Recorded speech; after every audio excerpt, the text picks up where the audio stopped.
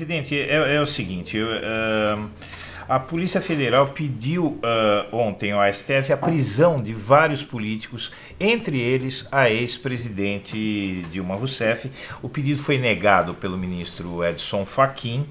E eu queria saber o seguinte: o senhor acha que o ministro Sérgio Moro, que é quem manda na PF, está instrumentalizando a Polícia Federal contra o PT, ou isso é uma cortina de fumaça para esconder os escândalos do governo, o Porteiro, o Queiroz e os maus resultados na economia? Olha, eu acho que o que foi feito ontem foi um show que a Lava Jato faz desde que nasceu. É importante saber que quando surgiu a Lava Jato, houve um pacto entre o Moro e os meios de comunicação. O Moro visitou praticamente todas as redações, ele tinha em cada jornal um especialista na Lava Jato, ele visitou todas as revistas, cada uma tinha um especialista, e visitou todos os meios de comunicação, tá? Toda a televisão. Então, a Lava Jato poderia ter feito o combate à corrupção com seriedade, não a serviço do Departamento de Justiça dos Estados Unidos, como é o Moro e como são os procuradores brasileiros da Força Tarefa. Eu acho que é um processo nítido, visível, de que o Moro tenta instrumentar a Polícia Federal, tenta fazer com que ela faça as coisas em benefício, vide agora esse negócio do vídeo do condomínio, né? É impressionante como eles acreditam nesse vídeo e não acreditam em nada da Intercept. É impressionante. Se eu fosse uma jornalista da Globo, um jornalista, eu falava: impressionante. Eles acreditam em tudo que o filho do Bolsonaro fala e não acreditam em nada que o Intercept publica através dos blogs, através... O senhor acha que a Globo tem saudade do senhor, presidente? Eu não sei, deveria ter. Não, ela e muita gente. Ela e muita gente. Eu sei que todas as pessoas de bem nesse país, todas as pessoas de bem nesse país, todo empresário que gosta de ser empresário, gerando emprego, distribuindo renda, toda gente que trabalha e ganha dinheiro de certa forma honesta, certamente tem obrigação de estar com saudade de mim. Entretanto, eles estão com vergonha, com medo, porque o Guedes está fazendo o que eles sempre quiseram fazer no país. Sabe, é só você, sabe, começar a conhecer. Eu estou lendo agora um livro da época da Lei Áurea, para saber a podridão da elite brasileira. E agora, ou seja, em 80 eles já queriam, na Constituinte de 46 eles queriam tirar o direito dos trabalhadores. Agora eles querem tirar, ou seja, nós estamos voltando quase que ao tempo da escravidão, né? Aí eu vou tirar uma carteira verde e amarela porque azul não presta mais, mas você vai ter um emprego desqualificado na verde e amarela. Você vai trabalhar com Uber, não importa que você seja engenheiro. Você vai colocar seu carro, você vai gastar, sabe, os pneus do seu carro, mas você vai estar sendo um microempreendedor. Você vai trabalhar com a bicicleta entregando pizza, você vai trabalhar, sabe? Então eu acho que esse governo todo, sabe, vive de show, vive de pirotecnia. Não sei se corrompendo determinados meios de comunicação, mas o dado concreto é que cada dia que passa eu vejo um show dado em defesa da podridão. Cadê o Queiroz? Por que o próprio delegado que vai na casa de uma ex-presidenta da República de manhã entregar uma intimação não foi na casa do Queiroz entregar uma intimação? Por que o Ministério Público, que tem tanta sede de ouvir determinadas pessoas, finge que não conhece o Queiroz? Por que até agora não apresentaram o mandante do assassino de Marielle? Sabe, então, essas respostas, e já tem umas dezenas delas, vão sendo, vão ficando incubadas na cabeça das pessoas. Não adianta reclamar que as pessoas não estão reagindo agora com muita força. Um dia haverá uma reação das pessoas que querem conviver com a verdade e com a decência nesse país. Presidente, amanhã o presidente do STF, Dias Toffoli, vai dar a decisão decisiva. A gente sabe que o único voto aí em questão é o dele. E ele está sofrendo muita pressão. O senhor acha que ele resiste a essa? Olha, eu não sei se você sabe, essa votação de amanhã não é a votação que eu pedi. Aliás, eu nem sei por que tanta confusão para uma votação, sabe, que o resultado já está na Constituição. Os ministros da Suprema Corte, eles existem, e uma das belas funções da Suprema Corte é ser o garante da Constituição. Eu não sei por que tanta polêmica, porque os meios de comunicação estão forçando para que os ministros possam descumprir a Constituição. Então, eu espero que o ministro Toffoli saiba, sabe, qual é a razão, sabe, de todos serem ministros daquela corte, e sabe que eles não têm que ter medo da opinião pública, não têm que ter medo de político, não têm que ter medo da imprensa. Eles têm que ter um único compromisso: cumprir e ser fiel à Constituição da República Federativa do Brasil. É isso que eu espero deles. E a votação que eu quero não é a de amanhã, a votação que eu quero é a votação, sabe, da votação contra o Moro, do habeas corpus que eu fiz.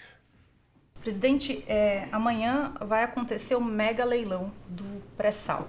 Essas reservas estão estimadas aí em 2 trilhões, no mínimo, né, de reais.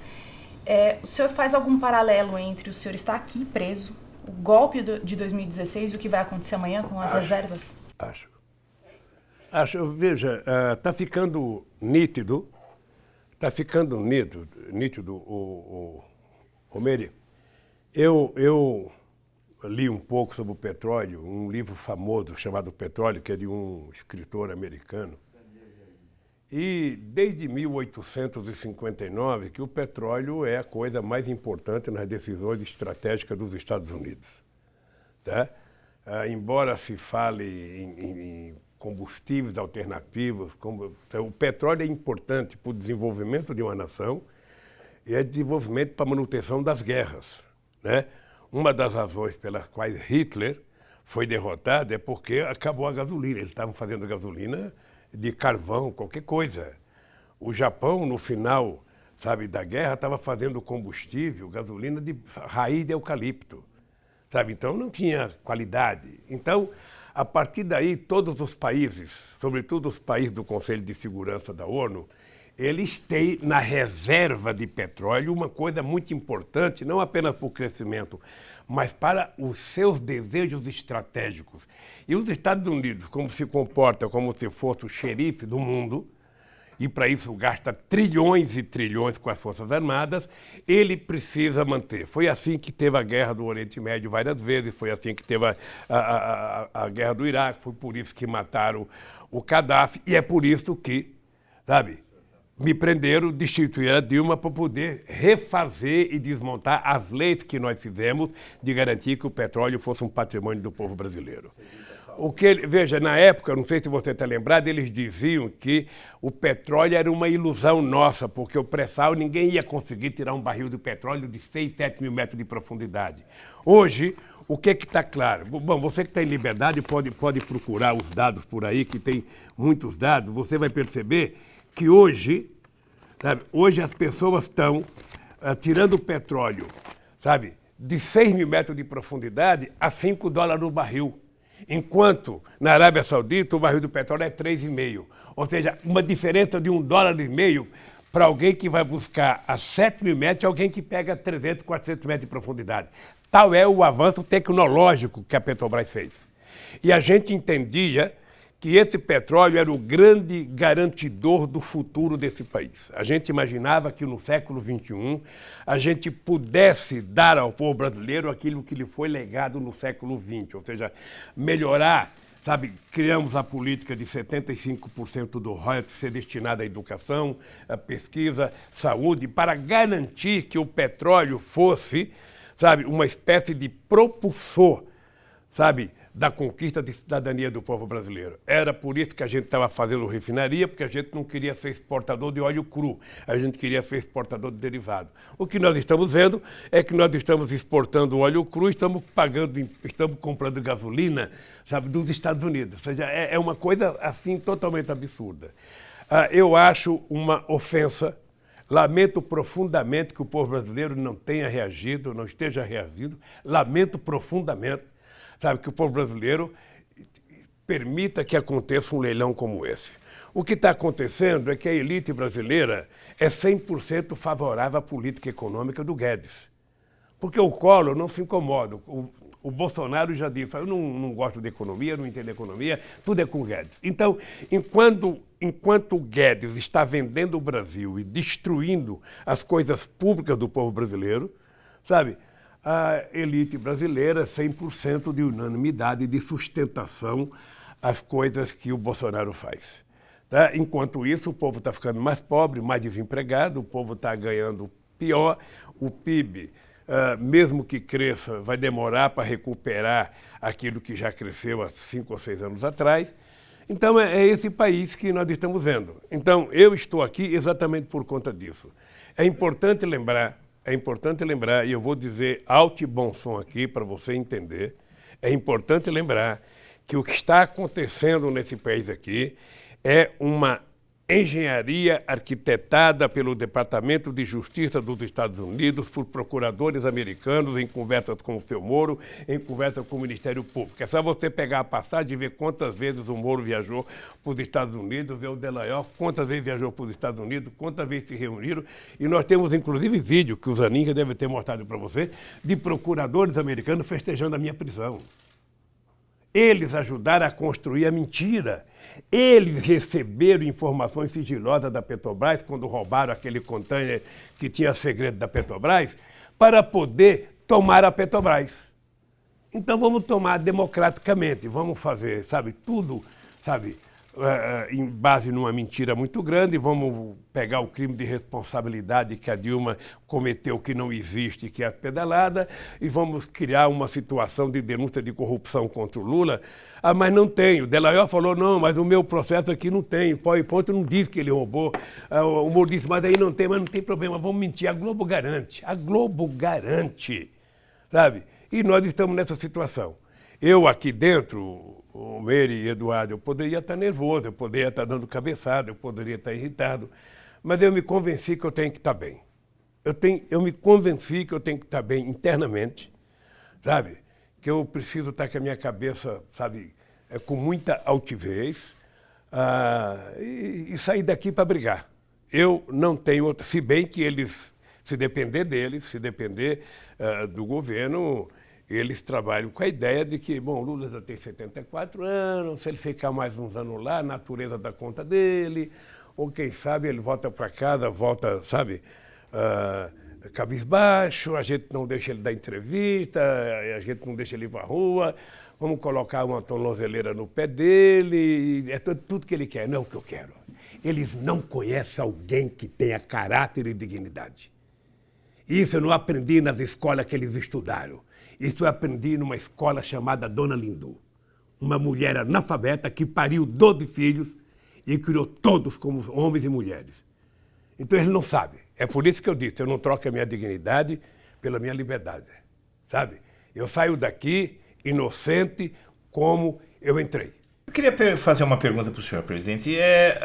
O Bolsonaro disse que pegou as gravações da portaria do condomínio, tem a ver com isso que o senhor está falando. Ele disse que pegou as gravações da portaria do condomínio para que não fossem adulteradas. Com isso, muita gente diz que ele confessou obstrução da justiça. Se o Lula fosse o presidente e fizesse a mesma coisa, o que ia acontecer, presidente? Será? O que é grave não é só ele ter feito isso, porque partindo dele e da relação dele com os milicianos, que está provado que tem, sabe? O que eu acho grave é uma televisão como a Rede Globo de televisão, que eu não sei se deu uma barrigada na primeira denúncia, e que se recusa a falar qualquer coisa do Intercept. É importante lembrar, a Globo só falou da Intercept para defender o Faustão.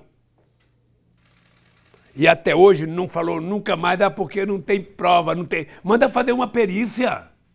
A Globo gasta tanto dinheiro para fazer perícia quanto o PT, manda fazer uma perícia, para saber se é verdade ou não. O dado concreto é que ela não acredita em 500 gravações do Intercept e ela acreditou numa única feita pelo filho do Bolsonaro. Quer dizer, isso cheira a vergonha, a falta de caráter, a falta de dignidade.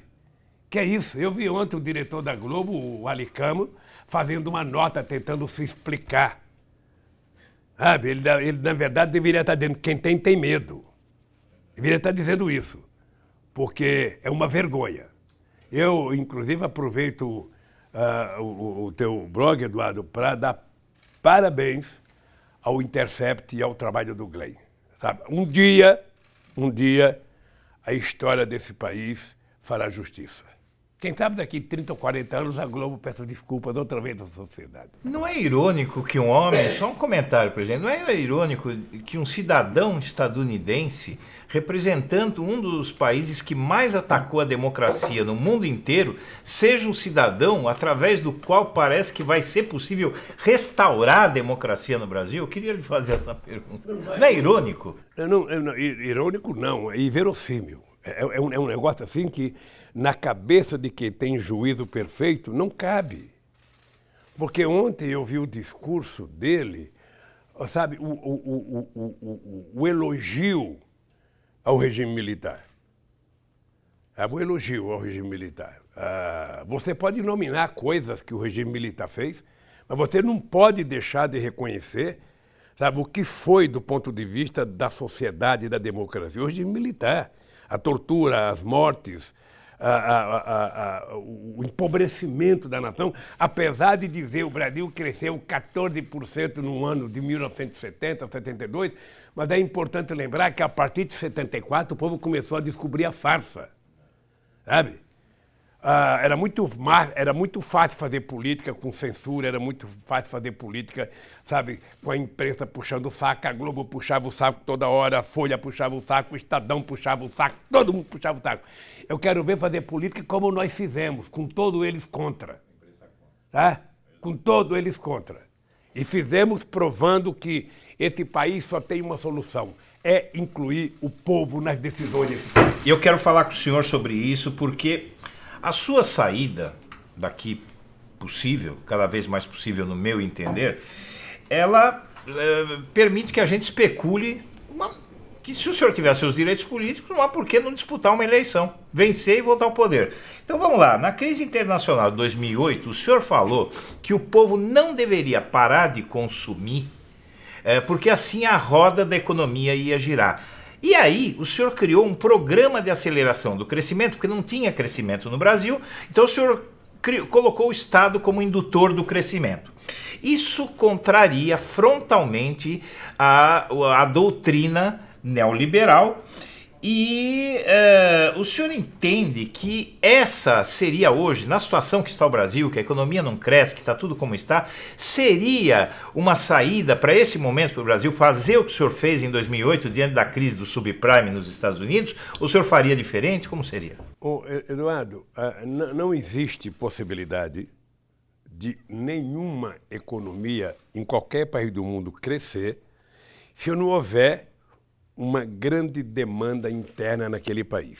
Se você não tem uma demanda interna, você tem que ter uma grande demanda externa. Então, exportar e mercado interno são duas coisas que deveriam correr juntos. No Brasil, sempre se estabeleceu a máxima de que não pode exportar porque temos que ficar com o mercado interno. Não pode ficar no mercado interno porque temos que exportar. Nós provamos que é possível os dois, tá? Veja, nós saímos de uma receita de 100 bilhões de dólares entre o comércio exterior, fluxo importação e exportação, para 482. Ou seja, e ao mesmo tempo nós tivemos um crescimento extraordinário no mercado interno. Por quê? Porque nós criamos um conjunto de políticas públicas, primeiro, aumentar o salário mínimo, segundo, geração de emprego. É importante lembrar que no nosso período foram gerados quase 22 milhões de empregos. É importante lembrar que a renda dos mais pobres cresceram 15% acima da renda dos 20% mais ricos. É importante lembrar a quantidade de política de transferência de renda que nós fizemos. Bancarizamos 70 milhões de brasileiros que passaram a ter conta em banco. Criamos programa de compra de alimentos da pequena agricultura, assentamos 570 mil famílias, disponibilizamos para a reforma agrária quase 52 milhões de hectares de terra no meu governo e no da Dilma. Ou seja, nós fizemos uma quantidade, além da transposição do Rio São Francisco, que eles não querem acabar, nós fizemos nos 2 mandatos 1.400.000 cisternas no Nordeste para garantir água para a família e para os pequenos animais beberem. Ou seja, então nós conseguimos provar que é plenamente possível a gente construir um país. E hoje você tem que fazer a mesma coisa, você precisa aumentar as exportações. Aumentar as exportações significa que você tem que ter credibilidade, tem que ter capacidade de produtividade e tem que ter capacidade tecnológica. O Brasil agora, eu estava vendo, depois do Bolsonaro lamber a bota do Trump, depois do Bolsonaro lamber a canela dele, depois do Bolsonaro bater continência, depois do Bolsonaro dizer eu te amo, Trump, sabe? O Trump ontem deu uma ferrada nele e não facilitou a exportação de carne in natura do Brasil para os Estados Unidos. Ora, eu não fico feliz por isso não, porque eu acho que os Estados Unidos deveria aceitar a exportação. Eu não estou defendendo o Bolsonaro, estou defendendo o povo brasileiro. Sabe? Como eu acho que eles exigem tanta qualificação nos nossos produtos agrícolas, porque eles estão defendendo deles. Eles não estão colocando defeito no nosso porque eles não querem avisar. Então, eles estão protegendo o pequeno agricultor da França, da Alemanha, da Itália, de Portugal, de todo mundo. E aí vão criando dificuldades. Então, o Brasil tem que saber que ninguém respeita quem não se respeita. Isso vale para a lógica de uma família dentro de casa, vale para a lógica de um presidente de um time de futebol e vale para a lógica de um presidente da República. Imagina se fosse eu que tivesse feito uma reunião com um príncipe que é considerado pela ONU o esquartejador. A ONU reconheceu que foi esse príncipe que mandou lá em Istambul pegar o jornalista que escrevia posto contra ele e fazer carne moída dele. E ele ainda disse que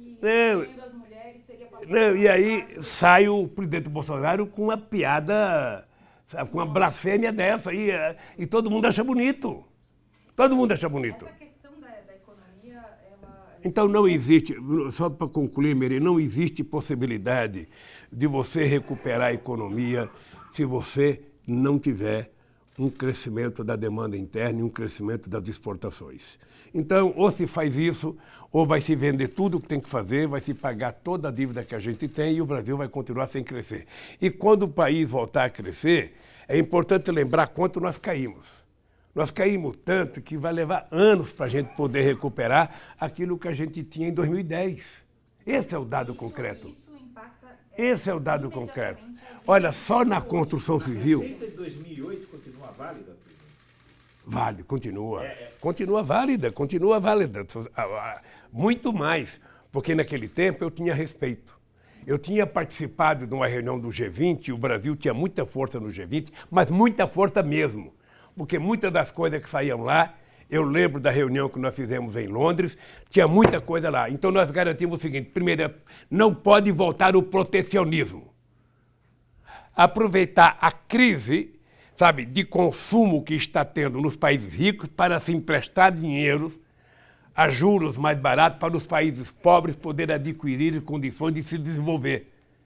Não foi feito isso. Eu, pessoalmente, liguei para o Obama, sabe, que era preciso encontrar um jeito de livrar, sabe, as empresas da falência. Sabe por quê? Não sei se você tem essas informações, mas eu não sei se o número é exato. Até agora, só para vocês terem ideia, só a quebra do Lehman Brothers e dos bancos já consumiram 25 trilhões de dólares. E não está resolvida a crise financeira. Só a guerra do Iraque se gastou trilhões de dólares, estão gastando ainda.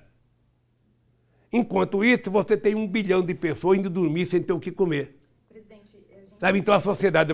Uma coisa que eu dizia em 89, veja o que aconteceu. Está acontecendo agora.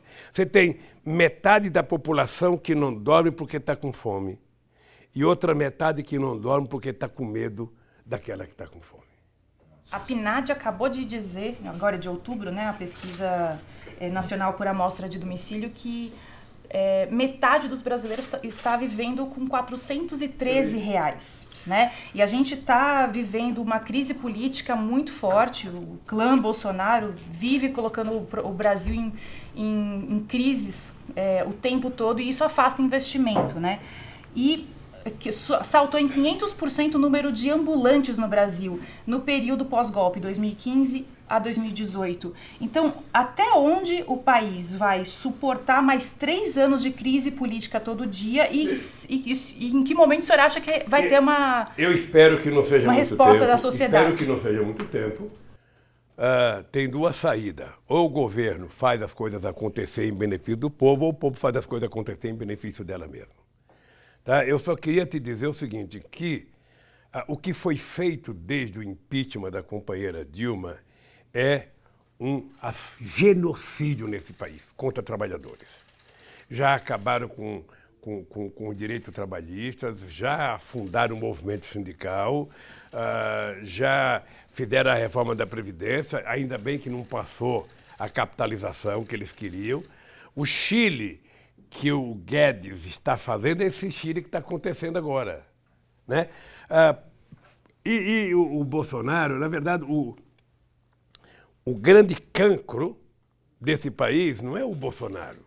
Porque o Bolsonaro fala, eu não entendo de economia, eu não entendo disso, eu não entendo de meio ambiente, eu não entendo disso, eu não entendo disso, eu entendo de falar bobagem.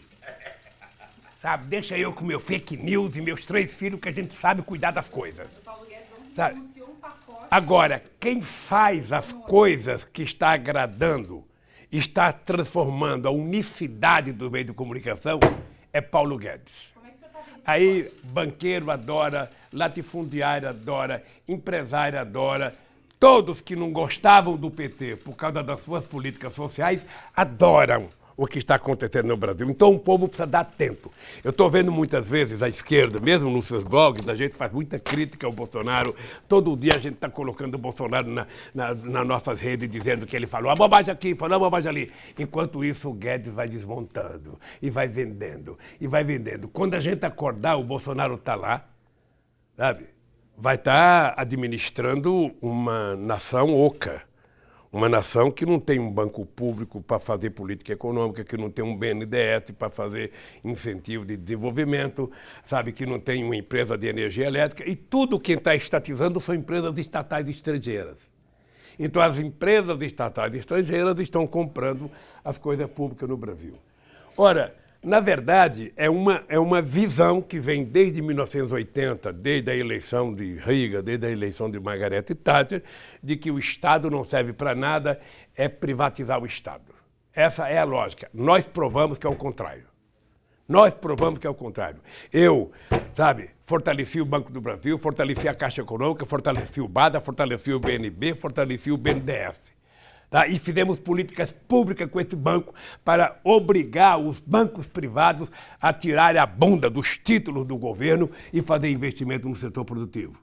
E as pessoas diziam que era por conta da taxa Selic. A taxa Selic está a 5% e os bancos não estão investindo, porque eles querem ganhar dinheiro de curto prazo. Agora talvez vou inventar um fundo, eu já estou vendo aí um fundo que não tem moeda, que é tudo na internet, ou seja, daqui a pouco, sabe... O que é importante é o seguinte, só tem um jeito para esse país. Esse povo precisa voltar a trabalhar, a tomar café de manhã, almoçar, jantar, ter direito ao lazer, ter direito à cultura e ter direito a viver feliz com a sua família. E isso só é possível quando o governo envolver o povo nas decisões desse país. Fora disso, é conversa fiada. Fora disso, a gente vai ver. Eu não sei se vocês viram a revista Forbes, publicada, que foi vendida. Eu recebi uma aqui, quer dizer, os 200 mais ricos do Brasil. Quer dizer, uma nação, sabe, que permite que algumas pessoas possam comer 10 vezes ao dia e um monte não pode comer nem uma vez por dia, não é uma nação. Não é uma nação. Sabe, esse país, eu não esqueço nunca, em 2008 a gente estava para conquistar a 5ª, sabe, economia do mundo. Era uma coisa maravilhosa, sabe? Agora já estamos, não sei se quanto, daqui a pouco, Daqui a pouco vamos estar perdendo para o Haiti se continuar essa política. E o Brasil é muito grande, o Brasil tem gente trabalhadora, o Brasil tem, sabe, você tem um percentual de fanático, como tem a torcida do Corinthians, está cheia de torcida boa e está cheia de fanático, a do São Paulo tem, sei se você é São Paulino, sabe? Mas você tem uma torcida boa que vai lá para torcer, para gritar pelo time, e você tem os fanáticos que vão lá para depredar. O Bolsonaro, ele é teleguiado por uma parte da sociedade que azeda. O cara que levanta de manso, olha no espelho e fala, porra, tô feio. Porra, não tem quanto. Porra, não tem quanto. Sabe, levanta de manhã, a vizinha do lado fala bom dia o cacete. Não tem porra de bom dia, não tem nada de bom dia. Sabe? E assim, ele é governado por essa gente. E ele instiga, ele incentiva. É importante só lembrar que na campanha do Trump, eu li um livro em que o Trump mandava as pessoas deles agredirem fisicamente pessoas que falassem mal dele. E ele dizia, pode bater que eu pago advogado. O senhor acha que o Bolsonaro é causa ou consequência? Eu acho que ele é os dois. Ele é os dois. O Bolsonaro, ele não chegaria onde chegou se não tivesse um pouco de competência. Agora uma competência maléfica. Ele é uma espécie do homem do mal. Ou seja, e tem aí, está cercado por muita gente das chamadas igrejas pentecostais, sobretudo aqueles mais sectários. Obviamente que o povo evangélico é tão bom quanto o católico, tem liberdade de pensar e de professar a sua fé, mas eu acho que o Bolsonaro, sabe, se aparelha naqueles mais fanáticos e vai construindo, e não tem pudor. Ele não tem pudor de orientar os filhos para contar a mentira por eles e depois ele aparecer como paizão pedindo desculpas. Agora, veja, um ex-presidente da República como eu não pode ficar criticando um outro presidente da República que tem um mandato de 4 anos. Ou seja, eu não posso querer que o Bolsonaro faça em 1 ano o que eu fiz em 8. O que eu acho é que ele tem que começar a fazer as coisas para o bem do Brasil e pare de se preocupar com os seus filhos. Tem uma parte da população que não é fascista, não é essa claque maluca, né, que adora essas violências que o Bolsonaro fala, mas que ainda vê na Lava Jato e na figura do Sérgio Moro heróis. Como conversar com esse eleitor que não é fascista, mas que ainda o que eu acho, veja, está capturado por essa narrativa? Veja, o debate à corrupção, sobre a corrupção e o combate à corrupção é uma coisa que sempre será muito bem avaliada em qualquer país do planeta Terra.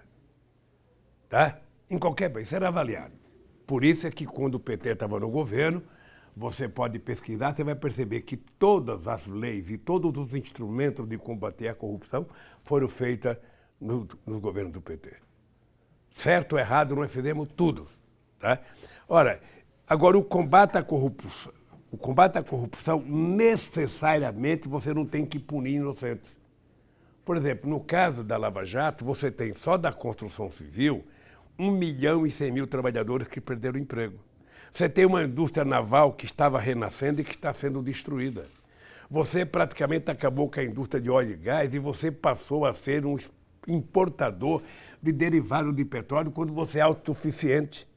Então, há um equívoco nesse país no trato, sabe, dos interesses da própria nação brasileira. Então, eu, sinceramente, acho que nós precisamos ter muito cuidado para ver o que está acontecendo no Brasil, para não permitir que o Brasil afunde definitivamente. Esse país não pode voltar a ser pequeno, esse país não pode voltar a ser uma republiqueta de banana, esse país tem que acreditar na sua soberania, e soberania não é o território, soberania vai desde a educação do povo, vai desde o emprego, vai desde o salário, vai desde a ciência e tecnologia, desde a floresta, desde a água, sabe?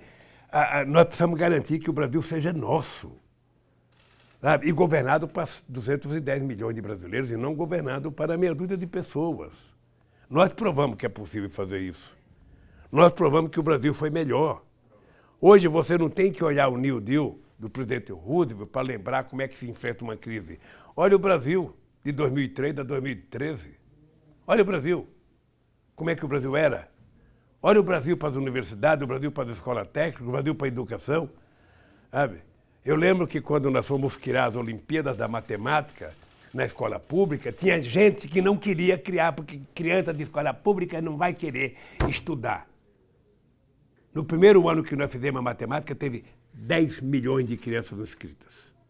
Sabe? Depois nós fizemos as Olimpíadas do português. Mas a criança não vai participar. Participaram milhões de crianças. Então, nós acreditamos e apostamos no Brasil. E acreditar e apostar no Brasil faz bem se você envolver o povo brasileiro, coisa que esse governo trabalha. Você tem o Bolsonaro, que é, sabe, quase que um humorista, sabe? E você tem o Guedes, que está vendendo o país. E aí, a elite brasileira, através do sistema financeiro, dos grandes latifundiários, de grandes empresários, sabe? E de uma parte da sociedade gosta disso. Sabe? Porque, sabe, nem todo mundo gosta de uma coisa só. As pessoas gostam, sabe, com muita diversidade. Então, sempre haverá um público de direita, sempre haverá um público de esquerda, sempre haverá um público de centro. Sempre. Essa sempre. definição do Bolsonaro de ser um humorista deve ser uma das melhores que eu já vi. O presidente tem uma questão muito séria aqui. É porque ele faz piada. Você acha que aquele negócio das hienas é uma coisa séria? Por que ele fez aquilo? Ele fez aquilo para um público específico. Sabe? Sequestra a atenção. Um programa de humorismo na um programa de humorismo da Globo não está preocupado com o telespectador do SBT. Ele está preocupado com o telespectador da Globo, em manter ele com a televisão ligada. O Bolsonaro está preocupado em manter a turma dele acesa, criando, eu diria, manchete de jornais. Eu não sei se você percebeu, o cara do fake news que foi prestar depoimento ontem, ele zombou da comissão. Zombou, não sei se a comissão estava preparada. Faz a festa do jornalismo, Sabe? Faz a festa do jornalismo e dos humoristas. Mas tem uma pergunta aqui que é muito importante, a gente está chegando ao fim, e eu preciso fazer aqui, que é o seguinte: o Eduardo Bolsonaro, ele defendeu, no caso da esquerda, radicalizar, que o radicalizar, no entender dele, é ir para a rua reivindicar direitos, né, de um país como o Chile, por exemplo, que está perdendo direitos, fizer a mesma coisa aqui que está acontecendo no Chile, haveria a reedição de um novo AI-5, e aí o general Heleno, chefe do Gabinete de Segurança Institucional, diz, faz sentido, precisa ver como é que a gente vai fazer, é preciso estudar como fazer. O clã Bolsonaro está cogitando, está flertando com um golpe de Estado, e o Heleno, ele fala só por ele, ou o senhor acha que ele fala por mais alguém nas Forças Armadas? Olha, vamos só relembrar o que eu já disse aqui. Né? O Bolsonaro, os filhos do Bolsonaro não contam essas piadas de mau gosto porque querem. Na minha opinião, isso tem o aval do pai. Porque eles fazem para sentir um clima. Sempre coloca o bode na sala e depois vai tirando o bode. Obviamente que quem defende a ditadura, como o Collor, gostaria de ter maiores poderes para governar esse país. Obviamente que ele gostaria de ter poderes autoritários. E ter um cara como o Ustra, sabe, do lado dele. O Heleno está fazendo esse papel. Está fazendo esse papel. Eu não acredito que a sociedade brasileira aceite, pelo menos a chamada sociedade politizada que viveu, aceite um AI-5. Mas é importante lembrar que no Peru o povo fez festa quando fechou o Congresso Nacional. Na medida que você desgasta a política,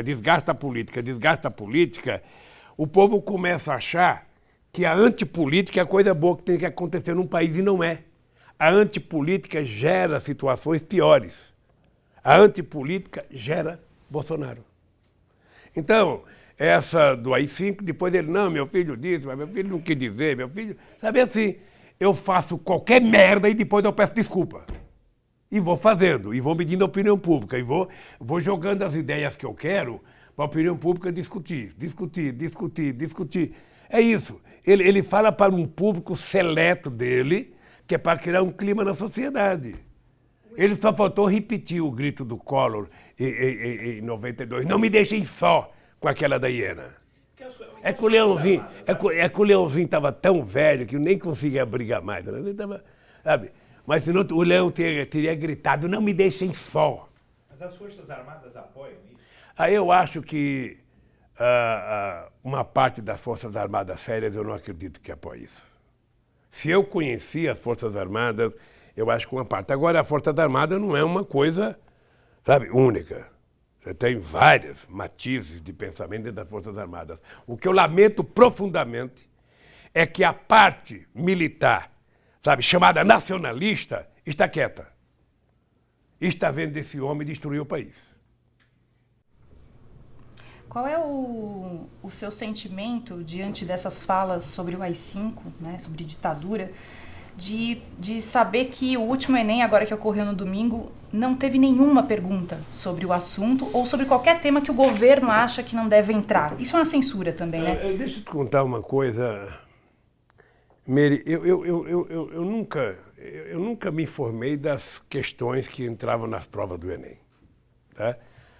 Eu não sei se em todo Enem tem que estar falando da ditadura militar. Não sei se todo Enem tem que falar, sabe? Você tem que falar dos assuntos que são importantes para o aluno, aquilo que eles aprenderam na escola. Você não pode fazer pergunta de coisa que ele não aprendeu na escola. Eu não acho que essa seja a parte mais grave, sabe? Eu acho que a parte mais grave é que você tem menos gente fazendo o Enem. Tem menos gente. Isso significa que tem menos gente com expectativa de ir para a universidade. Sabe? E eu acho... Então você diminui a possibilidade, você diminui o sonho das pessoas com intervenção nos Cefetes, intervenção nas universidades. Durante 8 anos, Mary, eu fui presidente e eu me reunia todo santo ano com todos os reitores das universidades, com todos os reitores dos institutos técnicos, sabe? E nunca me aconteceu nada, a gente discutia cada coisa que era preciso fazer. Hoje vários reitores são interventores, na verdade, né? Eu sei. É grave a situação. Agora, as pessoas têm que reagir. Eu sempre disse o seguinte, o povo não pode esperar que a pessoa que está governando por si só tenha a responsabilidade de cuidar dele em todos os assuntos. Ou seja, o povo precisa estar alerta e brigar. Eu, no meu governo, já disse aqui agora, eu fiz 74 conferências nacionais para discutir os assuntos de interesse do povo brasileiro, todo. Com índio, com LGBT, com mulher, com negro, com sem terra, com sem teto, com os meios de comunicação, com o pessoal da segurança pública, com rancenianos, ou seja, todo mundo tinha o direito de ir lá no palácio, a gente fazer reunião e discutir. As pessoas faziam conferências municipais, conferências estaduais e conferência nacional. Eles estão desmontando tudo isso. Estão desmontando e a sociedade não reage. Obviamente que a gente também não pode achar que a sociedade está pronta para a guerra toda hora. Tem momentos que ela está mais, tem momentos que ela está menos. O que precisa é os partidos de oposição construírem uma narrativa, sabe? A narrativa de que o Estado não presta, ela é antiga. Ela é antiga no mundo inteiro, sabe? E o Brasil, nós precisamos construir a nossa narrativa. Por que para nós o Estado tem um papel importante na economia, na questão social? Por quê? Por que para nós é importante ter banco público? Por que para nós é importante ter uma empresa de energia sob o controle dos trabalhadores, ter uma Petrobras em que... Porque não são empresas estatais, são empresas de economia mista. O Banco do Brasil tem ações na Bolsa, o BNDES, ou seja, não são um banco simplesmente estatal. A Petrobras não é uma empresa estatal, ela é uma empresa pública. Sabe? Inclusive com ações na Bolsa de Nova York, que foi o que gerou o golpe nela. Então... eu acho que nós precisamos construir a nossa narrativa, juntar as pessoas, sabe? Mas não é fácil, mesmo. Eu queria dar essa experiência para você. Eu perdi muita eleição no Brasil e eu sei que não é fácil no ano seguinte você querer falar mal do cara que ganhou. Não é fácil. E se tem um cara que dá chance para falar mal, é o tal do Bolsonaro. A oposição nunca teve tamanha felicidade de ter uma figura pública tão incompleta do ponto de vista, sabe, ético, do ponto de vista democrático, como esse cara. Então, sabe, é preciso construir a nossa narrativa para poder enfrentar, não é cada um querendo o seu. Sabe? Você junta 10 pessoas, cada um tem uma ideia, cada um tem um discurso, cada um tem uma motivação. Só tem uma motivação, é o Brasil. E dentro do Brasil, o povo. E dentro do povo, a melhoria da qualidade de vida do povo. Então, é isso que nós precisamos buscar a ferro e fogo. É isso. Presidente, a gente está chegando agora já no final da nossa conversa. Eu não tenho relógio, você. Eu estou aqui de olho no relógio. E o senhor começou a nossa conversa aqui falando que quer voltar a governar o Brasil. Em breve vai haver o julgamento da suspeição, né, dos procuradores, do ex-juiz Sérgio Moro, da juíza Gabriela Hart, e uma vez que os seus direitos políticos estejam restaurados, Lula vai concorrer à presidência e, se concorrer, vai ser o Lulinha Paz e Amor ou vem aí o Lula Jararaca? Olha, primeiro eu não disse votar a governar, eu disse que as esquerdas precisam votar a governar. Acho que é importante construir um projeto que envolva muita coisa.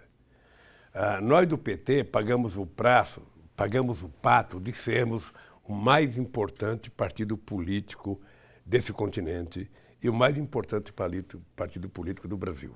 Tá? Aliás, funcionar como partido político é o PT o único que funciona, enquanto partido político mesmo, legalizado em todos os estados da federação, com quase 2,5 milhões de filiados. Então, o PT tem que buscar governar sempre, ou sozinho ou com aliados, ou governar até com outras pessoas que não sejam do PT eleitas, presidente. Isso não é o problema. O que nós precisamos é construir uma narrativa para que o bloco progressista trabalhe as ideias. Tá? Eu sairei daqui, não Lulinha Paz e Amor, sairei daqui, sabe, mais amor, bastante paz, mas não Lulinha Paz e Amor, porque eu sou uma figura do bem, Romeri. Eu gosto de ser bom. Eu gosto de tratar as pessoas bem. Eu gosto de conversar. Se você estivesse aqui do meu lado, fazendo entrevista, eu já tinha pegado na tua mão 800 vezes, pegado na mão de Eduardo 500 vezes, porque eu acho que os seres humanos, nós não somos algoritmos como que é a internet. Nós não somos algoritmos, números manipuláveis. Sabe? É por isso que eu nem uso o celular, porque eu não quero que uma empresa me controle. Eu não quero que um blogueiro me controle, sabe? Eu não quero que uma empresa daquela que elegeu o Bolsonaro ou o Trump me controle. Eu quero ser eu mesmo. Eu quero ter gosto próprio. Eu quero pensar. Eu quero reagir em função dos meus sentimentos, não em função do sentimento do mercado. Então, eu vou sair daqui um cara mais preparado, sabe? Com mais vontade de brigar, mas vou sair daqui com muito amor para dar a esse povo brasileiro. Esse é o Lulinha Paz e Amor. Então. Você sabe que o cara que tem 74 anos de vida, como eu tenho, bem vivido, ele tem que aprender alguma coisa na vida, sabe? E eu acho que não tem nada mais importante do que a gente ser bom. Sabe, quando você é bom, a tua cara é boa. Quando você, sabe, faz as coisas com amor, eu não acredito, Eduardo, não acredito que seja possível discutir a solução para um problema de um país como o Brasil se você não pensar com o coração. Sabe, esse negócio de pensar só em números, pensar só em dados, sabe, nas ciências exatas, isso é coisa de economista. Um político tem que pensar com o coração. O que o meu coração está dizendo para eu fazer? O que é importante fazer? Por isso é que eu sempre dizia, quando eu estava na presidência, eu quero governar o Brasil como se fosse um coração de mãe. Porque nada é mais justo do que um coração de mãe. A coisa que eu trago na cabeça como símbolo é a capacidade de repartir as coisas iguais entre os filhos. É assim que um presidente do Brasil tem que ser. Repartir as coisas entre os seus filhos, que são 210 milhões de brasileiros. Então, eu só aprendi a fazer isso. Briguei com muita gente para fazer essas coisas. As pessoas não acreditam no povo pobre. As pessoas não acreditam que eles são a solução. As pessoas acham que tem que governar o Brasil para 35% das pessoas. Os aeroportos não podem estar cheios, porque senão pobre vai estar andando no aeroporto. O restaurante não pode estar cheio, porque pobre não pode entrar em restaurante. Sabe, a universidade não pode estar cheia, não pode ter escola técnica. Pobre não pode ir em restaurante de sábado e domingo, é coisa para rico. Olha, meu Deus do céu, que história que é essa?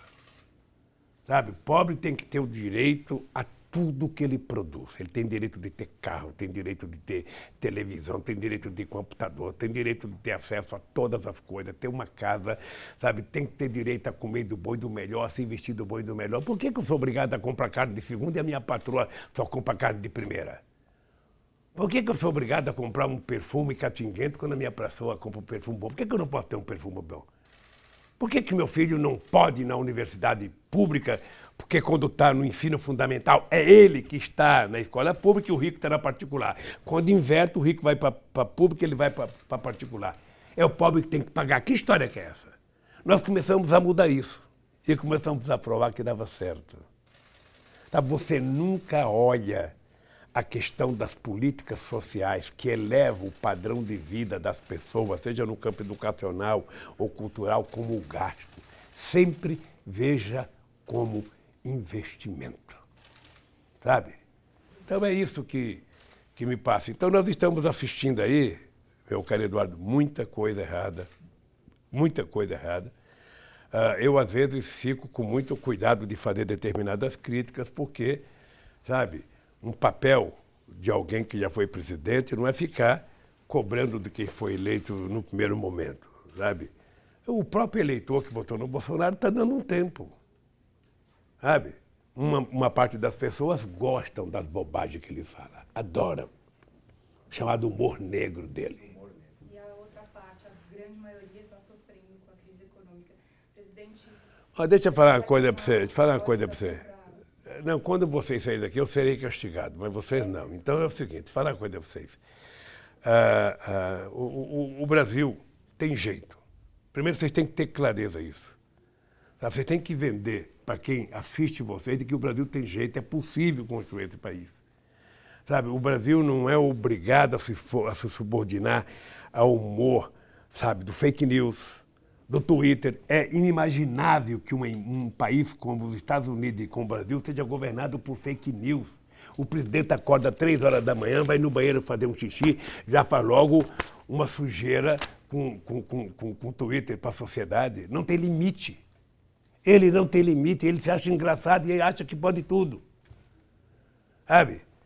Porque ele também nunca trabalhou na vida, né? Ele não sabe o que é o mundo do trabalho, ele não sabe o que é a responsabilidade. Ele foi, sabe, um péssimo tenente que foi expulso das Forças Armadas, sabe? Foi expulso. E era daquele tempo que o cara cai, sabe, de tenente, se aposenta como capitão, e aí ele nunca trabalhou, ele foi ganhar dinheiro como vereador. Depois de vereador político, depois, sabe, se elegeu, sabe, deputado federal durante 28 anos, depois elegeu o filho, deputado federal. Ele até fez um filho brigar com a mãe e tomar o lugar da mãe na Câmara de Vereadores. Então, com que tipo de gente que a gente está lidando? E agora essa loucura, sabe, do condomínio dele, da matéria, do filho ir lá no condomínio e pegar as informações. E a Globo dá. A Globo que não tem coragem de dar uma vírgula para o Intercept, sabe? Se borrou com medo do Bolsonaro e deu aquilo do filho dele como verdadeiro. É a versão do filho que é verdadeira. Por que não manda fazer uma auditoria?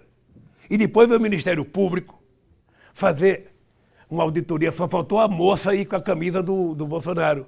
Aliás, não sei se você sabe que uma das moças que foi denunciada pelo Intercept acaba de ser promovida. É isso que o PT tem que fazer. O PT precisa cobrar. Cobrar do Conselho Nacional do Ministério Público. Como é que alguém que não merece a função é promovida? Então, sabe o que eu acho que está faltando? E vou parar por aqui, porque senão o cara aumenta mais um ano na minha condenação. Que é o seguinte, nós estamos precisando recuperar a capacidade de ficarmos indignados. Nós precisamos nos indignarmos.